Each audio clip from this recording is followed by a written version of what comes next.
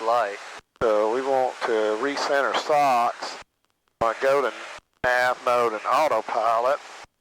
And then I would like to, what are you doing here? Now, where the hell are you? Trying to go back. Alright, that was no good there. Let's see what it was trying to do. Trying to go to socks, wasn't it? Why did it do plan. that? Socks hold. Well, you added the socks. I don't know why I did that right turn. Right turn into fucking Affinity. Alright, we know we want to go there.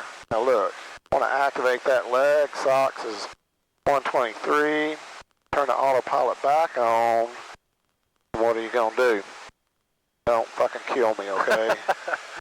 Making some aggressive turns, isn't it? It does. I mean, what was that one about back there? Man, but that's the thing where I get scared of it. Like, it makes some ridiculous aggressive turns that I think you're going to have to hand fly it until you get really established in the direction you're going. Or just heading mode and turn yourself till you're established on that outbound course.